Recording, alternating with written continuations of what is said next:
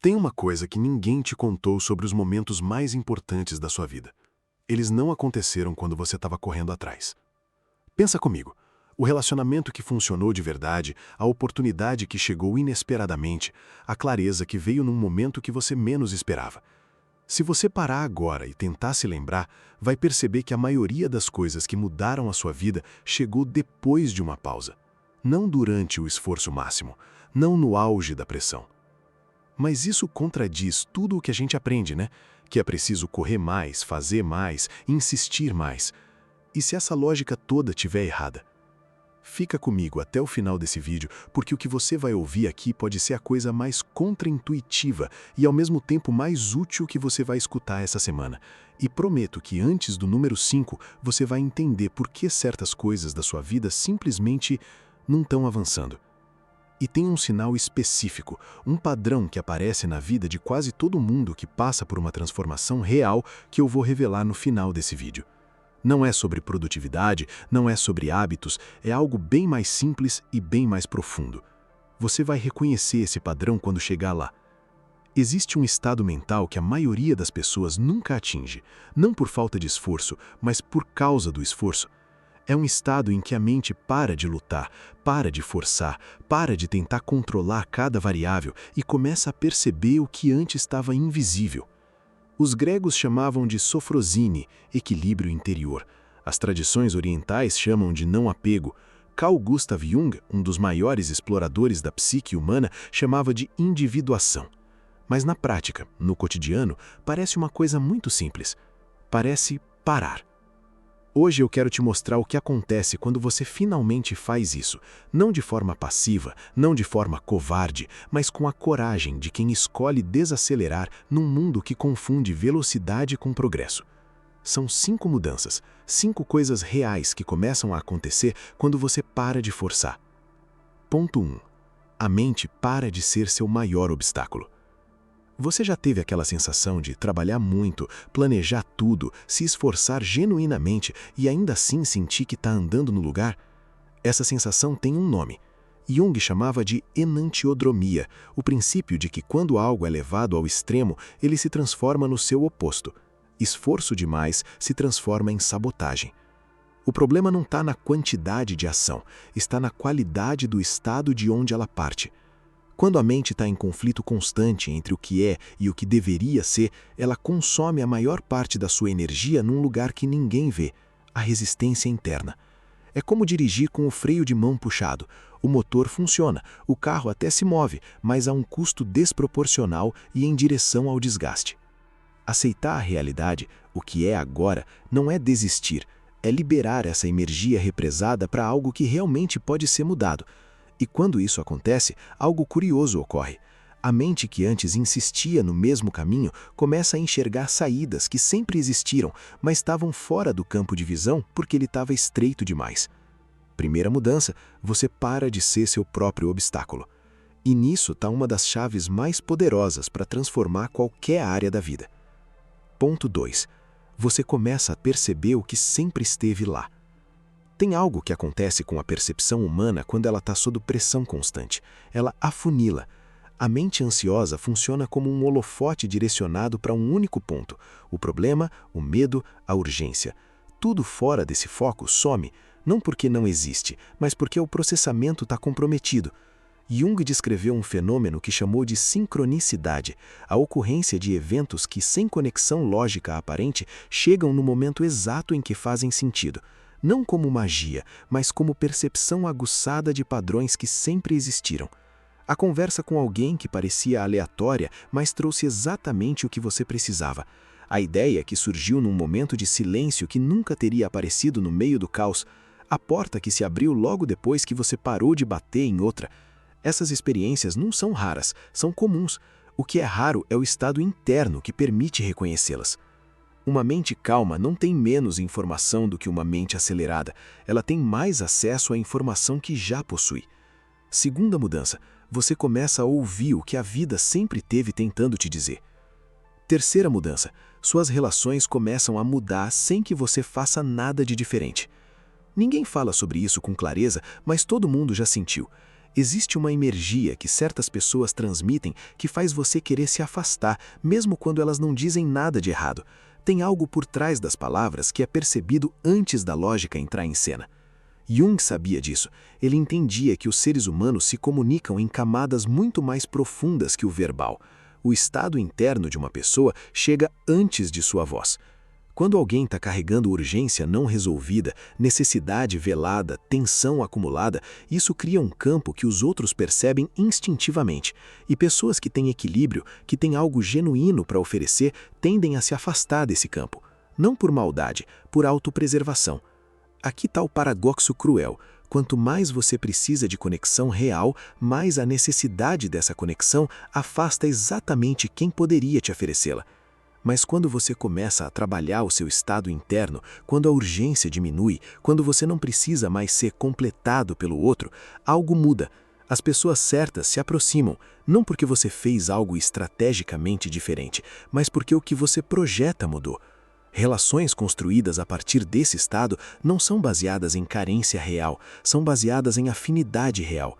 E essas são as únicas que duram. Terceira mudança. Você para de atrair o que completa um vazio e começa a atrair o que ressoa com quem você realmente é. Ponto 4. Oportunidades deixam de ser algo que você corre atrás. Existe uma crença muito difundida de que oportunidade é proporcional a esforço, que quem mais insiste, mais consegue. Parcialmente verdade, esforço importa. Mas existe um ponto onde o excesso de esforço começa a comprometer o próprio resultado. Pensa em como você age quando está desesperado por algo. A qualidade das suas decisões, a forma como você se apresenta numa conversa, o nível de pressão que você coloca em cada interação. O outro percebe isso e, quando percebe, recua.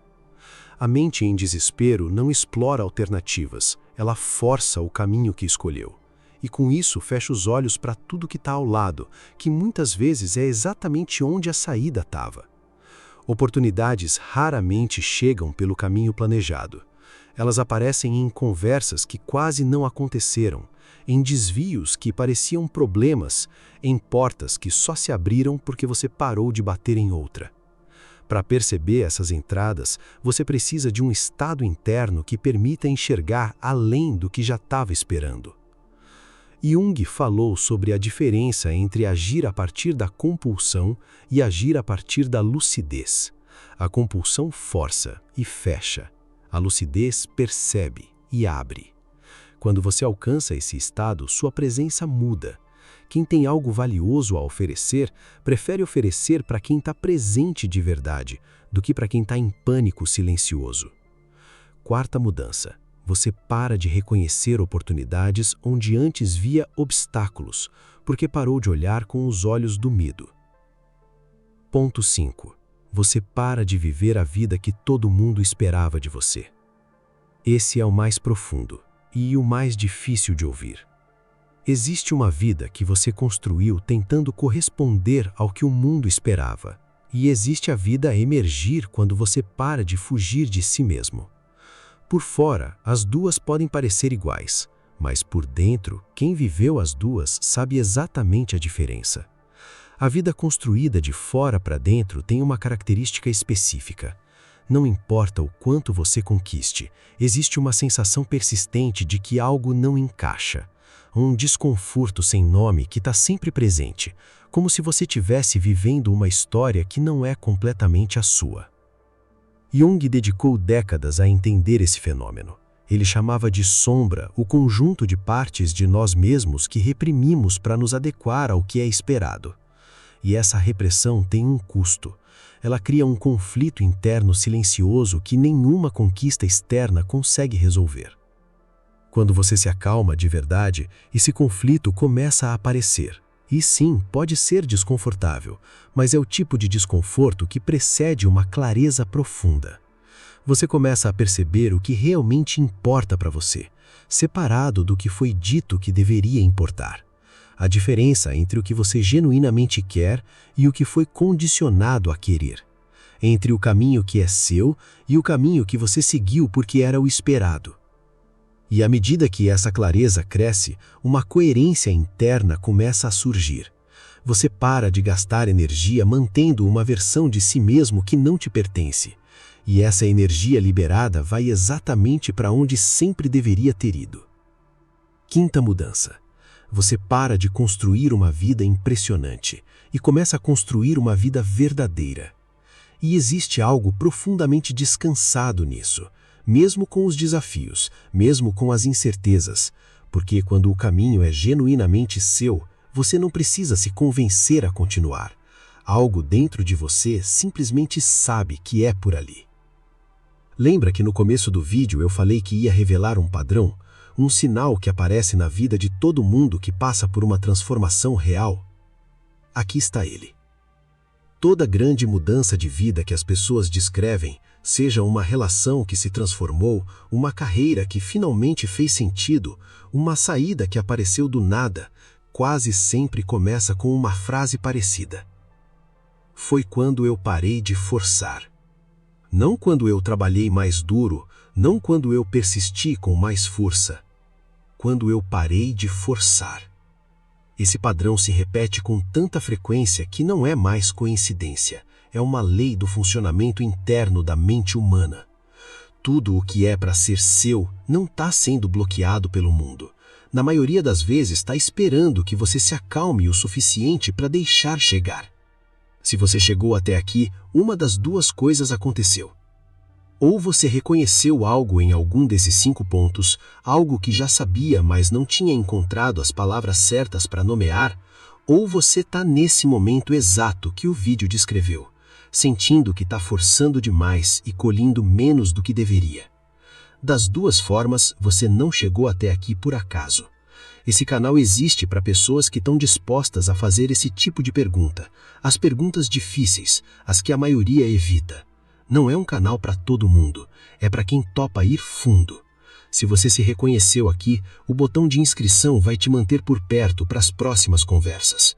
E acredite, o que vem por aí é ainda mais profundo do que o que você viu hoje.